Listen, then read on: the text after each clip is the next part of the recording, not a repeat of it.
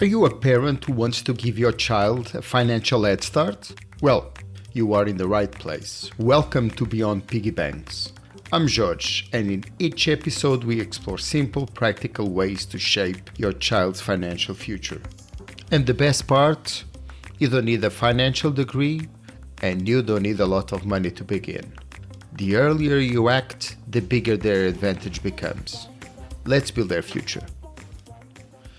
In the last episode, we addressed the tax lawyer. 4 questions, a clear framework for understanding what varies between countries and what never changes.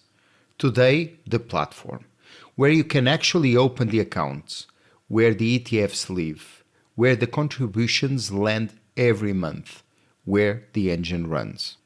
And before we go any further, something I want to say clearly and only once. Everything I'm about to say is independent. No platform has paid for a mention. No affiliate link exists. This is the framework I would give a friend. My goal is not to tell you which platform to use. My goal is to give you the criteria to make that decision yourself, wherever you live, whatever your situation is. And at the end of this episode, I will tell you what I personally use. Not as a recommendation, but as an example of how this framework plays out in practice. Let's begin. So why this decision matters? Choosing a platform feels like a small administrative step. It is not. The platform you choose determines what instruments you can access. It determines the fee structure that will quietly compound against or in favor of your returns for the next 20 years. It determines the regulatory protections covering your assets if something goes wrong. And it determines how easy or difficult the engine is to run. A good platform makes the system almost invisible. A bad one creates friction at every step. And friction is the enemy of consistency. One more thing before we get into the framework. Most banks offer brokerage services. And for many parents, the temptation is to use the same bank where they already have a current account, for the sake of convenience. I understand that, however, keep in mind that bank brokerage services are typically among the most expensive options available. The fees are higher, sometimes significantly. The product range is often narrower, and some banks are not shy about promoting their own funds, which may carry higher costs over independent options. Convenience is real, but over 20 years, the cost of that convenience can be significant. At least do the comparison before you decide. Let's start with the legal framework. Know who is protecting you. The single most important question you can ask about any platform is, who regulates it and what happens to my money if the platform fails? This is not a theoretical question. Platforms have failed before. They can fail again. What protects you, and by extension your child's future, is the regulatory framework the platform operates under. In Europe, the relevant framework is MiFID II. MiFID II stands for Markets in Financial Instruments Directive. Any platform operating legally in the European Union must be authorized under MiFID II. This means it is regulated by a national financial authority such as the AFM in the Netherlands, BaFin in Germany, SISEC in Cyprus, or the Central Bank of Ireland. These authorities set the rules on how platforms must handle client assets, segregate them from the platform's own money, and report to regulators.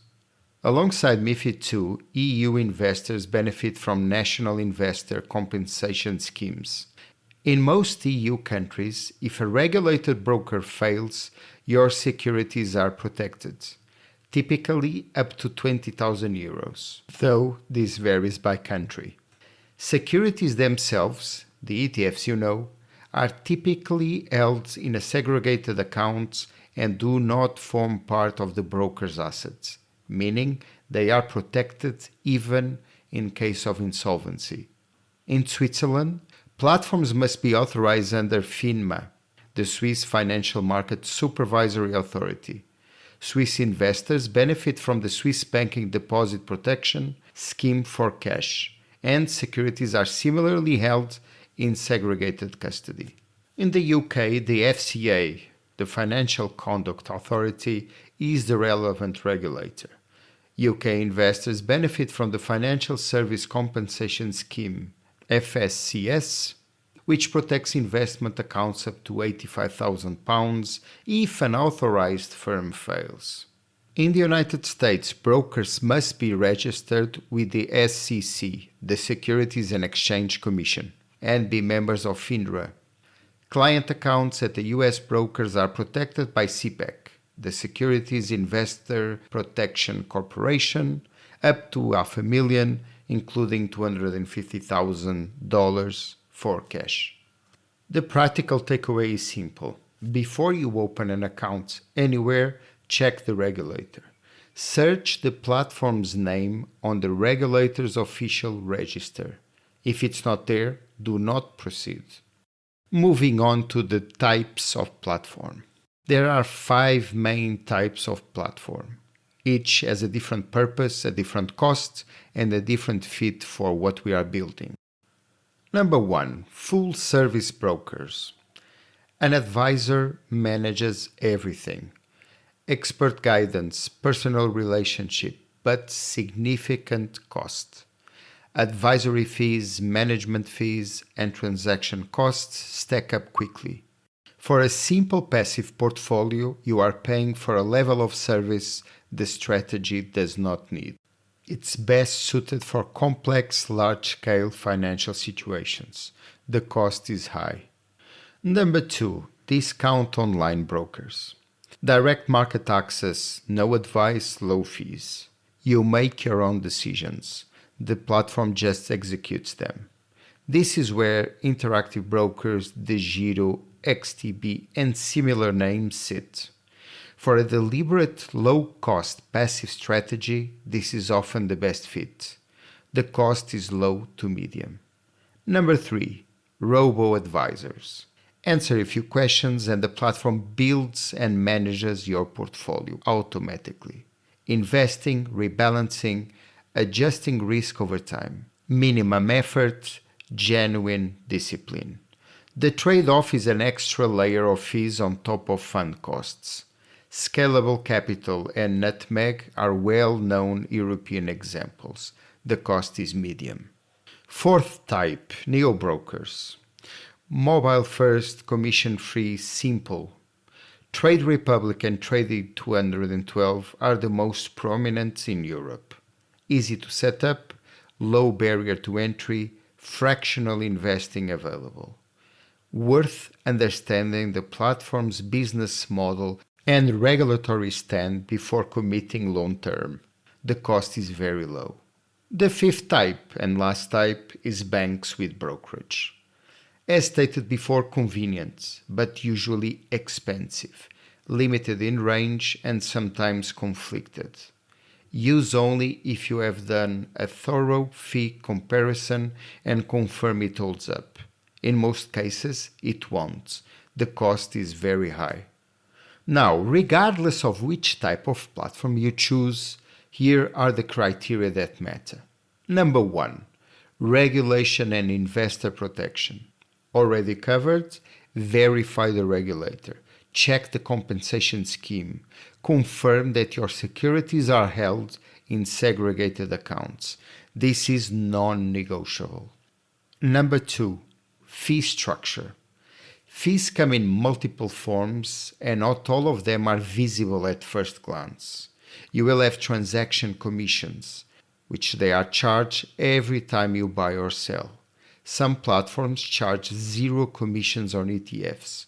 Others charge a flat fee per trade or a percentage of the transaction value. You will have custody fees, which are charged annually for holding your assets. Some platforms charge nothing, others charge a percentage of your portfolio value annually, which compounds significantly over 20 years.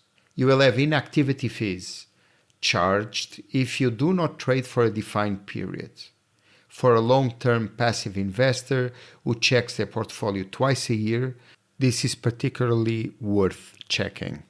Currency conversion fees. They are charged when you buy assets in a different currency than your account-based currency. As we discussed in episode 9, this matters. Conversion fees range from almost nothing at some platforms to 0.5% of more in others.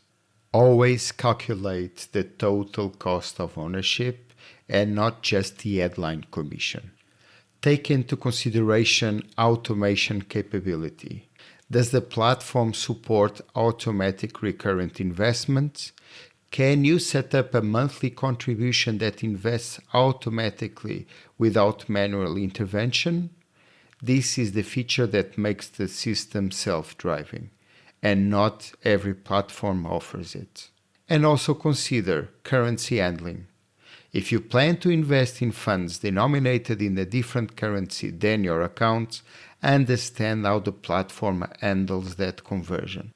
Some platforms offer multi-currency accounts, allowing you to hold different currencies separately, reducing unnecessary conversions.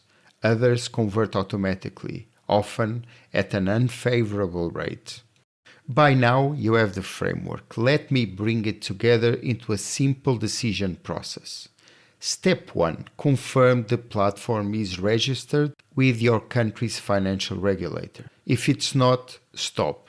Step 2. Calculate the total annual cost, including commissions, custody fees, and currency conversion. Compare at least 2 or 3 options before deciding. Step 3. Confirm that the instruments you need are available. Step 4. Confirm the platform supports automatic recurrent investment if you want the engine to run without monthly decisions. Step 5. Check the currency handling and whether multi-currency accounts are available if relevant for your situation. I told you at the start that this is the framework I would give a friend, so let me be consistent and tell you what I actually use myself. For my main portfolio, I use Interactive Brokers.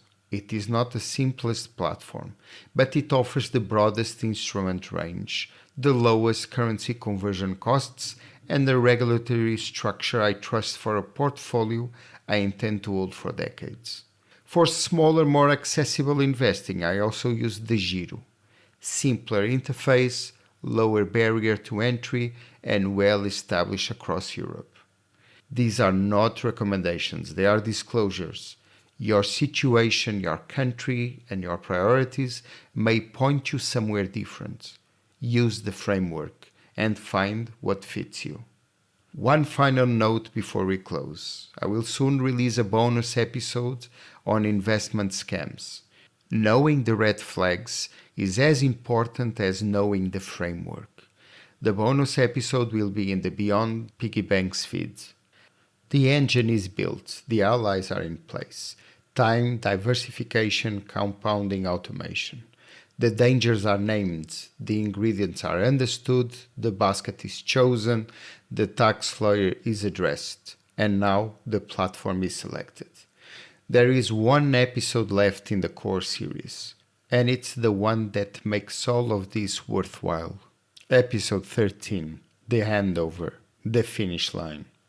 How you prepare your child to receive it responsibly, and how this moment, the handover, becomes the most powerful financial education you will ever give them.